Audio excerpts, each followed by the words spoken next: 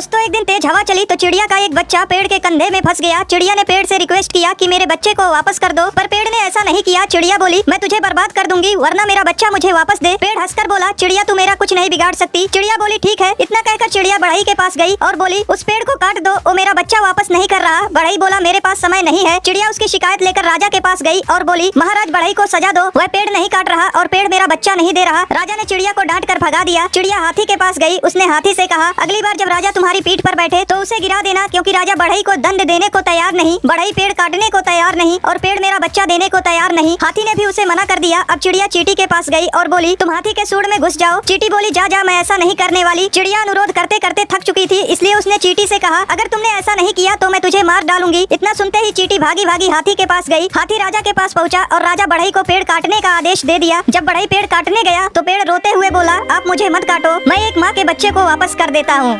एक बूढ़ी औरत 2 लाख रुपए जमा करने बैंक जाती है। मैनेजर ने बुढ़िया से पूछा इतने पैसे आपके पास कहाँ से आए? बुढ़िया बोली मैं शर्त लगाती हूँ कि आपको भी शर्त लगानी है। मैनेजर बोला नहीं। बुढ़िया ने कहा वैसे भी आप मुझसे शर्त नहीं जीतेंगे। मैनेजर को गुस्सा आया और वह शर्त लगाने के लिए तैयार हो गया। बुढ़िया बोली शर्त यह है कि कल सुबह 10 बजे मैं आपको 2 थप्पड़ मारूंगी और आपका पूरा शरीर हरा हो जाएगा। अगर ऐसा नहीं हुआ तो मैं आपको 10,000 दूंगी और यदि ऐसा हो गया तो आप मुझे 10,000 रुपए देंगे। मैनेजर सोचा ऐसा संभव थोड़ी है। उसने शर्त मान ली। अगले दिन बुढ़िया अपने वकील के साथ बैंक पहुंची और शर्त के अनुसार उसने मैनेजर को जोर से 2 थप्पड़ मारे। इतने में वकील दीवार से सिर पीटने लगा। मैनेजर ने बुढ़िया से पूछा ये आपके वकील को क्या हो गया? बुढ़िया मुस्कुराते हुए बोली मैंने इससे 20,000 रुपए की शर्त लगाई थी कि आज सुबह ठीक 10 बजे मैं बैंक के मैनेजर को 2 थप्पड़ मारूंगी।